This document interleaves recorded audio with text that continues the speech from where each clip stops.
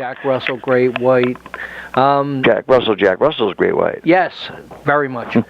He saw it coming. January 27th release, Frontier Records. How'd you hook up with Frontiers? Through my manager. You know what I mean?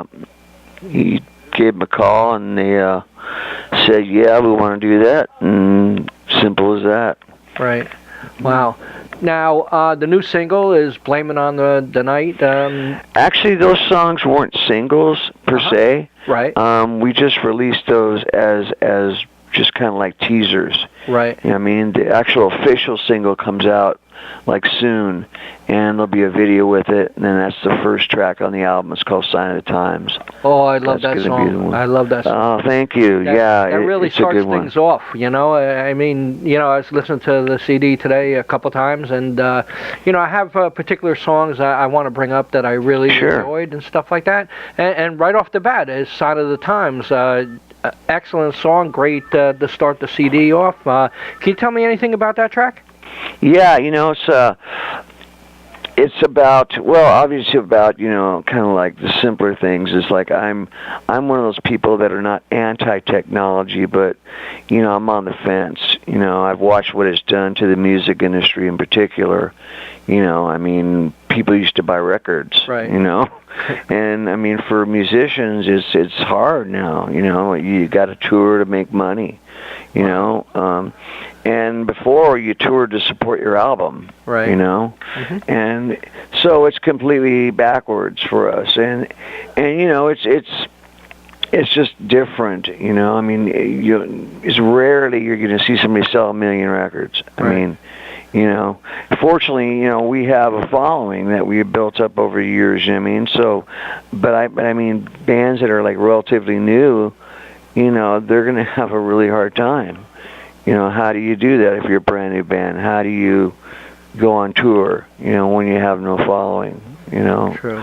It's, and people's attention span these days is like almost like goldfish. You know what I mean? 3-second memory, you know? Yeah. It's like swimming around going, hey, nice tree. Yeah. Hey, nice tree. Hey, nice tree. You know? So it's, you know, but the idea of the song, I remember I was sitting at the airport. I'm not sure which one, you know, they're all the same. And with the band, we were waiting on a flight.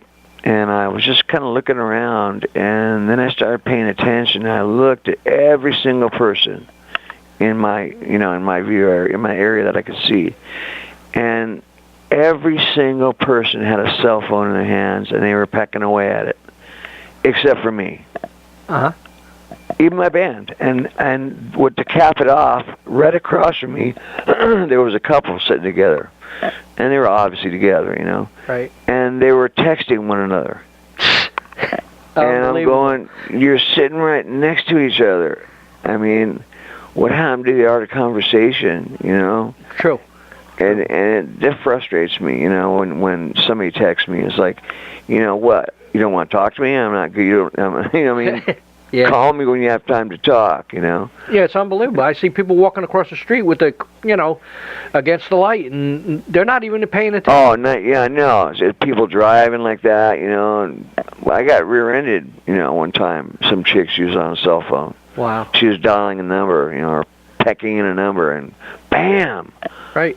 I'm like, you know, really? Wow. Really? I hope you're calling the cops on yourself. Yeah. Wow. Yeah, you talk about a record and stuff like that, like back in the day and stuff like that. You used to have to, you know, mail like information with a cassette just to get people to notice you, you know? And, right. And, you know, it's unbelievable. And like this Christmas, I asked my wife to buy me a record player, you know, so like it seems like everything's coming back. I doubt. Yeah, you know, our album's coming out in vinyl, cool, as well. So I'm really excited about that because, you know, I designed the cover art, and you know, I don't come up with ideas that for a CD size. I come up with ideas that, you know, for an LP size. Right. You know, and unfortunately, you know, when you shrink it down to a CD size, you know, it's really hard to get the impact that you would on a cover, you know, an album cover size. But, I'd rather do that than just do something really simple that's, easy for people to look at on a small piece of paper. But, I just figure, take your time or put on some readers or something, Right, yeah. Yeah, I definitely like the vinyl better, especially the cover, because it's great to get autographed and, hanging on your wall. Oh, yeah. I mean, like, you got a CD cover signed, people are like, who's that?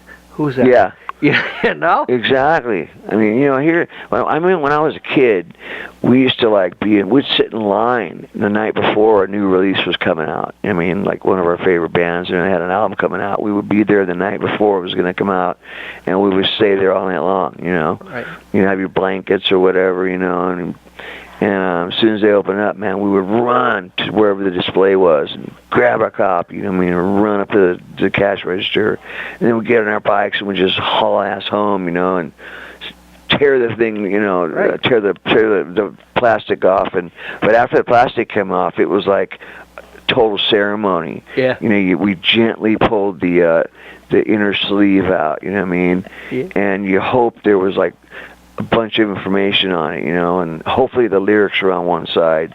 And in my room, I had this little shelf I built, and above the shelf, little taller than an album, said "Now Playing." So when I had a record on, I would put the cover on the little shelf. You know what I mean? That's great. Yeah. It was kind of a little ritual, Yeah. And it just made it cool, And then you turn off all the lights, you turn the black light on, and you sit there with your black light posters and the lava lamp, Yep. Yeah, it was cool. It was cool. I know when I do want to read the lyrics and stuff for the CD, I got like a magnifying glass out. Oh yeah, you got to have like the Hubble telescope. You know what I mean? Yeah. It's horrible. It's unbelievable. Now, next track I really loved was "Love Don't Live Here." Amazing song. Can you tell me anything about that song? Yeah, it's about, and something we've all been through, the bad ending of a relationship, someone that, you really, really loved, and, you had planned on, getting married or whatever, and then, this person just kind of like, let's say she was used to be a drug addict. Right. Well, I mean, not used to be a drug addict. When you're an addict, you're an addict. But let's say she started using drugs again, and started hanging out with her old friends that were, always getting high, and you're trying to stay sober, and she turns into this person that you don't even know, Wow. So you got to break it up, Right. Yeah. And it's about getting your heart broken, and having to say goodbye, so you can get your life back, like mend these broken wings so I can fly. It just means, so I can get my life back, You broke me up, Wow. I mean, I've been dashed against the rocks in relationships, it's just like, God, that was horrible the way that ended, I think everybody goes through that. Yeah, of course, man. I mean, of course, if you're in love, you're gonna get hurt at some point, Yeah, I remember my time, and then when I was at home bawling my eyes out, my mother was always pissed off. Then, I hate that girl, that type of yeah, stuff. right. Yeah. So I think the song that you really shine on is "Anything for You." Oh, thanks. Yeah, that song, I was crying when I sang it. I was crying when I wrote it, and I was crying when I sang it. Your vocals are excellent. Thank you very much. I appreciate you saying that. I really delved into the album. I listened to all the lyrics, and it's amazing. It's really, really good. Thank you very much. I'm really proud of this record. I really am. I consider it to be the best thing that I've done. Right. Wow. And the songs like She Moves Me. I love that song. Right. That's about when I fell in love with a porn star and moved in with her. And she was hooking on the side. And it was tough. It means first, we were hanging out and, screwing and everything else. And then we get together and then all of a sudden she's gone at night. And I'm like, what's going on? Yeah. She said, well, I kind of like, I forget how she put it. I kind of like, what was it? I mean, she was trying to say very, very, on the down low, you know what I mean? Right, They were yeah. trying to make it sound better, not as bad as it was, She got the point across that she was, selling her body, you know what I mean? Wow. For extra cash, you know? Oh, well. I mean, they, as far as, porn stars, maybe they'll get like 1,000 a movie, and the guys get like 500, Wow. Yeah. Yeah. And it's not very much. No. I mean, yeah, but it's not very much unless you're, doing a ton of flicks every day, Yeah. Wow. So, they make their money, on the side, and they make good money. I mean, she would go out and, $2,000, come home $2,000 a night, That's good. Yeah, but it was like, it was cool when, you had a chick and she's blowing you and you're watching her on the big screen doing the same thing. You're like, yeah, Oh, that ain't cool. No, No, that was back in the drug days. I mean, wow. But anyway, it's just, it's just about being, thinking you're all cool and you hook up this chick and then, you find out that, well, how the song, what the lyrics in the song, it's like, was it, she walked up to me as if she knew me, asked me for flexible company, a price was stated, negotiated. Next thing I knew, I was in ecstasy. Ooh, stayed till the light of the sun. Like, she stayed all night. You know what I mean? It's like, wow, man. Yeah. She must really dig me to stay all night, because usually it's like just an hour. You know what I mean? Yeah. And then the next verse is like, she's softly singing. I hear a ring and another client on the telephone. She says she loves me, be thinking of me, picks up the car keys, and I'm all alone. Wow. And says, gone till the light of the sun. So, it's like, now you're the putz at home. And then when she gets home, she's too tired to fuck. Yeah. She's like, oh, I don't feel like it. I've been doing it all day or all night. I mean, it's like, oh, great. So yeah. We never have sex. So it's better when I was paying you, Wow. So anyway, that's the hard truth of it. Wow. But, just so to show you don't fall in love with somebody that's doing that. Yeah. Wow, definitely. Next song, He Saw It Coming. When I listened to that, I could see Freddie Mercury singing that. You know what? That's funny. We before we had a title for it, we called it Angry Queen. Oh, yeah? Yeah, it sounded like a pissed off Queen song, Yeah, I like when I was listening to it, I said, man, Freddie Mercury could do, sing this song. That reminded me of. Yeah, it does remind me of a Queen song. It wasn't intentional. Right. It just turned out that way because there's a lot of parts to it and a lot of changes and a lot of harmonies and different vocals and it was cool. I really enjoyed writing and recording that. Cool. And the song itself is about I write about my experiences in life. Right. For the most part. I mean, there is a rare occasion where I'll write about something that I haven't experienced. Now, that song, the idea came from, and this is a true story, this isn't fabricated. When I was 5 years old, I wanted to be an archaeologist. That was my dream. Right, yeah. Wow.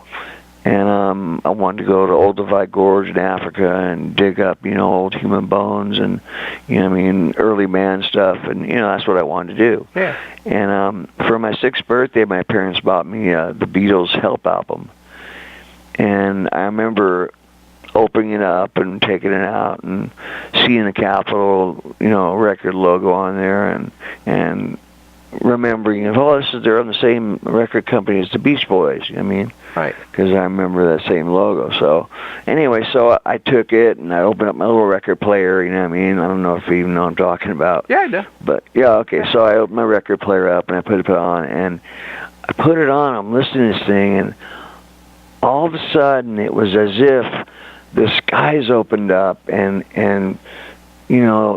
just knowledge came down to me of my future. Right. And at that moment, I knew that I was put here to be a rock star, and I hate that term.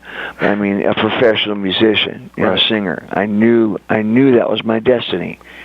And I mean, I'm not talking I thought it, or I hoped, or I dreamed, I wish. I knew it. Right. It was like, the universe, God, whatever you want to call it, gave me the knowledge of what I was going to do.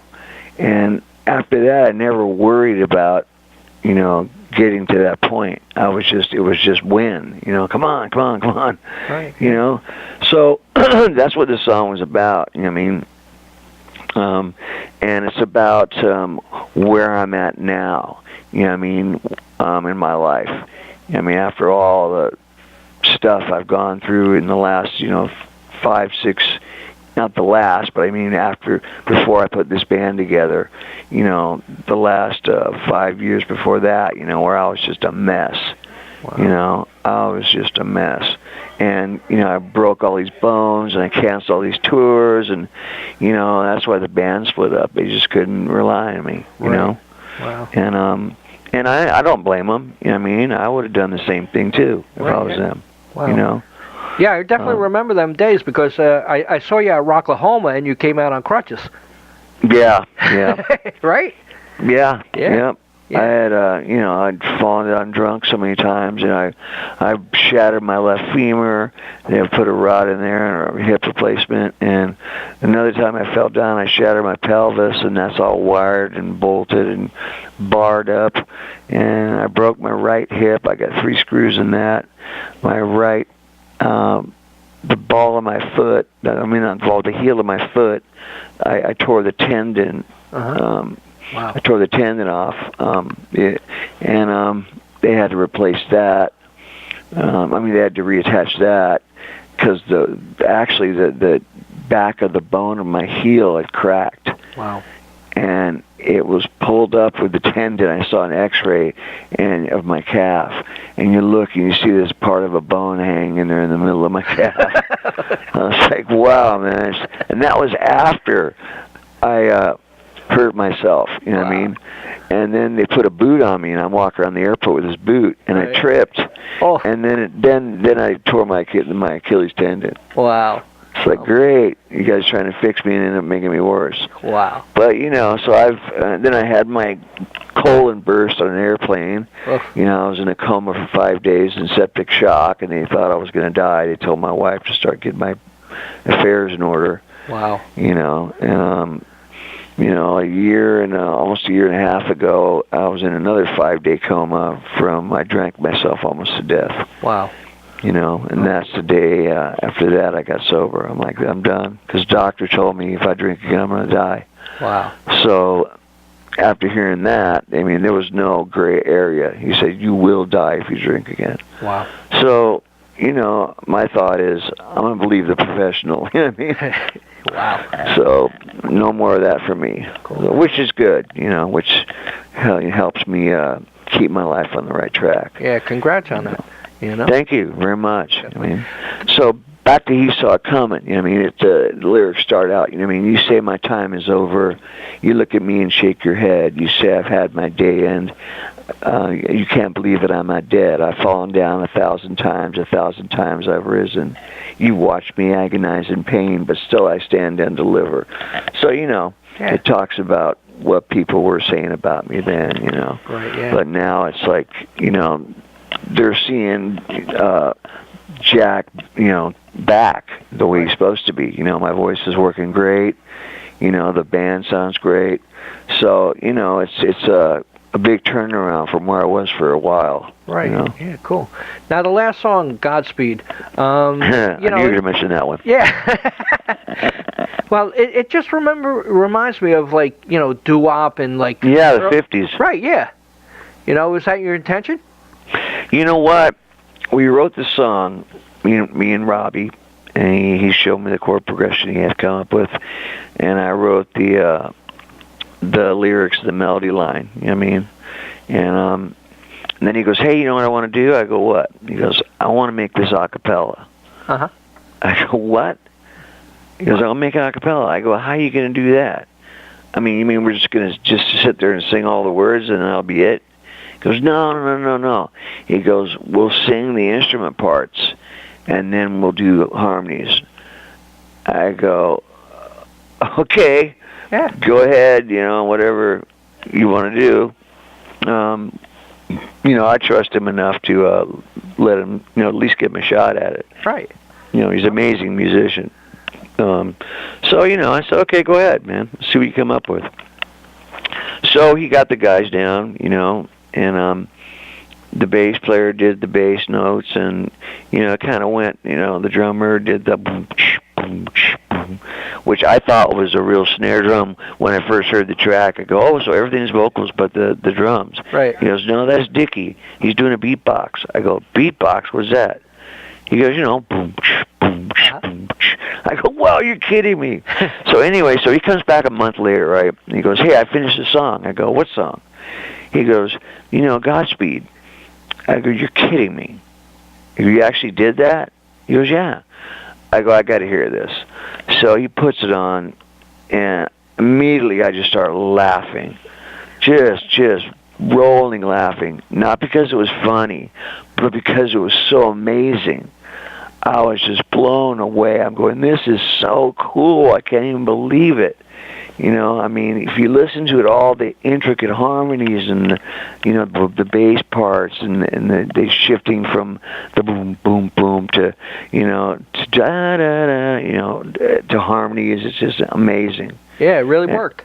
I was floored by it. I go, this is just, I'm totally picturing it like in a romantic comedy, at the beginning of, a movie, like you see like the chick will be driving the car to the garage and some other guy will be leaving his garage.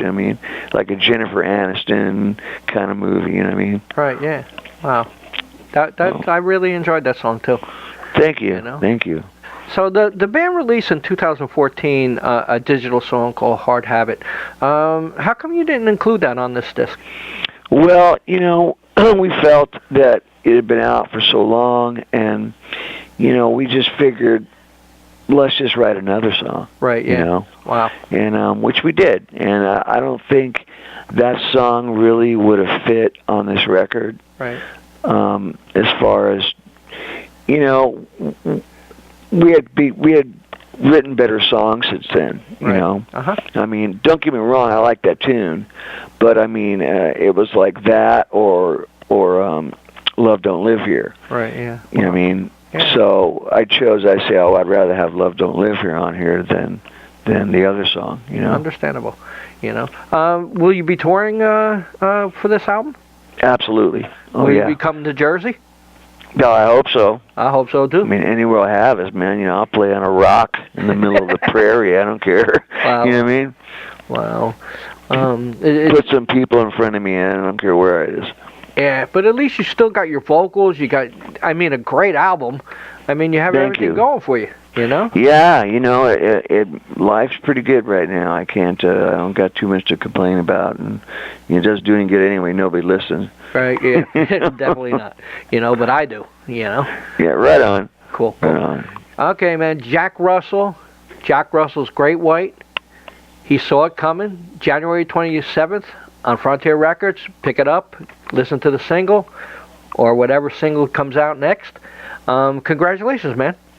Thank you very much. I appreciate it. Would you like to say anything to the fans out there?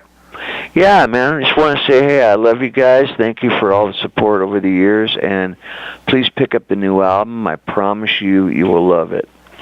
And if you don't, you can fling it at me when I'm on stage. Cool. Thanks a lot, Jack, man. I appreciate it. Hey, you got it, man. Thanks for your time. Talk to you later. Bye-bye. All right. Take care, brother.